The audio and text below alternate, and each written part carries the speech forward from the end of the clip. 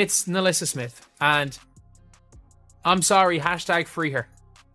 10 toes down, hashtag free her. Let her go. Caitlyn Clark just made headlines with a game-changing announcement following NaLyssa Smith's release. This move could be one of the most impactful decisions in WNBA history. The Indiana Fever had back-to-back losses, and many are pointing fingers at Smith. Known for her attitude, she seemed to drag the team down rather than lift it up. Think of it as cutting out the negativity to let the team thrive again. Fans are hopeful this shift marks the start of a brighter chapter for the Fever. You've got one of the laziest defenders. NaLyssa Smith's stint with the Fever was marked by one glaring issue. It was all about her. She showed little understanding of teamwork, rarely passed to open teammates, and seemed determined to be the solo star every time she got the ball. It was frustrating. Everything was anti-NaLyssa Smith. She was like, we want players that will fit in seamlessly with our core three, which includes Kelsey Mitchell. We want players to fit in seamlessly with the core three. We want players that will play a role and will embrace their role. And we want players that will fit in with the culture and the team. To watch her me-first approach on full display. The Fever's leadership made it clear what they're looking for. Players who fit seamlessly with their core trio, including Kelsey Mitchell, and who embrace their role within the team. Instead, Smith's behavior clashed with the culture they're trying to build. Her presence felt like watching a slow-motion disaster, as her antics dragged the team's performance downhill.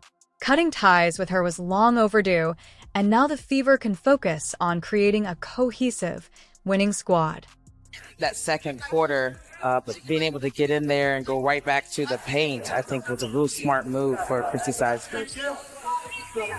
Smith is still slow to get up, now making her way back over here to... Let's break down the numbers because they don't lie. NaLyssa Smith's performance in her second season plummeted. And by plummeted, I mean it was a complete freefall. Her points per game, shooting accuracy, and defensive stats didn't just take a dip, they hit rock bottom. Here's the harsh reality. The Indiana Fever's defense actually improved when she was on the bench. Yes, you heard that right. Her absence made the team stronger. Imagine being so ineffective on defense that the coach feels a sense of relief when you're not on the court. It's like she couldn't guard a traffic cone, let alone keep up with WNBA-level competition. Like, every time NaLyssa Smith goes on like an individual run, even if the team's not playing well, Dejanay tweets something positive about NaLyssa. About like, oh, it's great when she gets a chance. And then like, I can't remember what game it was, like, she did well statistically. And let's not forget Smith's self-centered playing style. While Caitlyn Clark was working tirelessly to get the team into a rhythm, Smith was busy playing hero ball and failing miserably. Those offensive possessions were a disaster. She'd drive straight into double coverage or take ill-advised shots from deep, all while ignoring wide-open teammates waving for the ball like inflatable tube men at a car dealership. Even when Clark and others were perfectly positioned, Smith insisted on forcing bad shots. It wasn't just frustrating, it was downright painful to watch. At times, it felt like she was auditioning for the title of the WNBA's most aggravating player. But the team wasn't playing well when she was cooking. She got taken off. I think they won the game. And I think, if I'm not mistaken, she quote tweeted Dejanay's tweet being like, it was fun while it lasted. And I'm like, man, like, you are statistically the worst player. But the real ugliness showed up off the court, in the locker room. When Caitlyn Clark got injured during a game, taking a painful hit to the eye, it was a tough moment for the whole squad. So what did NaLyssa Smith do? Offer support?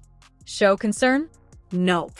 While the rest of the team rallied around Clark, Smith turned the moment into a joke, cracking one-liners at her expense.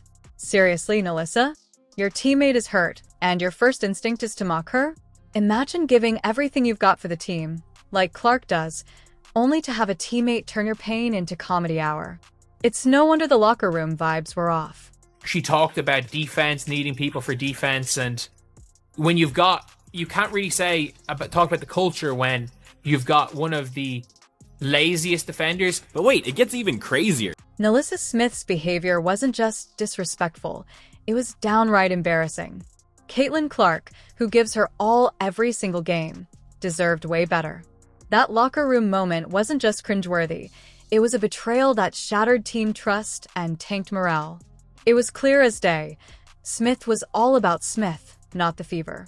Former head coach Christy Sides deserves major credit for even trying to hold things together amid the drama. And she has less value to the Fever and Grace Berger and more value to...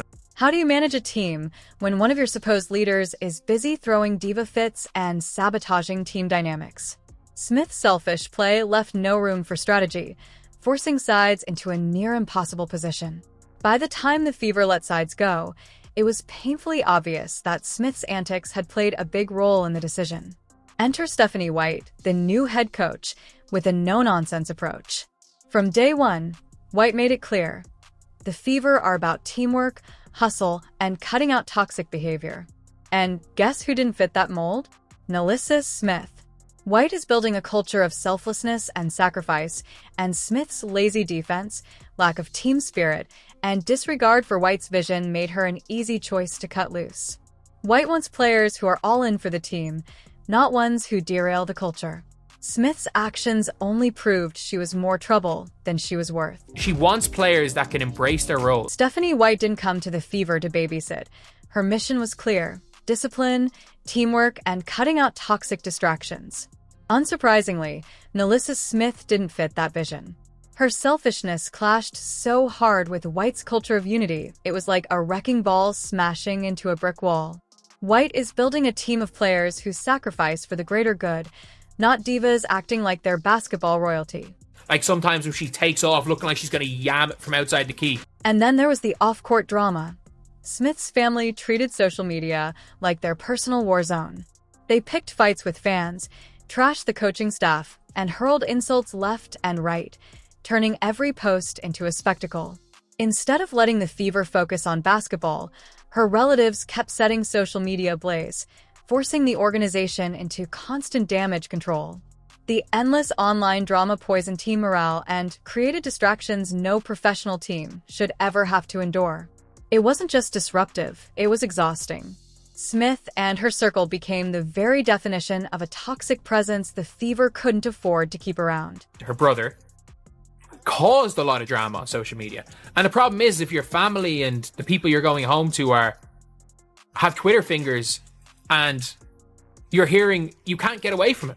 Like, for all of these other players, they can just delete the Twitter app on their phone and they don't really see anything. Here's where NaLyssa Smith really sealed her own fate. She knew her family's social media circus was ruining her reputation, but did she do anything to stop it? Nope. She stayed connected to her Twitter-happy relatives, letting them turn her career into a joke. As the chaos unfolded, her teammates lost all respect for her. It became painfully clear that Smith either couldn't or wouldn't stand up to her family's toxic behavior. And in the professional world, where accountability is key, that's a massive red flag. She didn't just damage her own image, she also destroyed the team's chemistry. And I have one on the side. It's in Chinese, and it says family forever, and it's a family tattoo we're all getting. My brother had got it first, and I had decided to get it, and my parents are gonna get it too. So it's gonna be a tattoo that's like within the family. While NaLyssa Smith was dragging the team down both on and off the court, Caitlyn Clark was out here rewriting history. This woman isn't just good, she's a game changer. The all-time leading scorer in college basketball and now the Fever's clutch performer, Clark has the stats, the skills, and most importantly, the selflessness that makes everyone around her better. We're talking about a player who can drop 30-plus points in must-win games, and she does it without ever hogging the spotlight.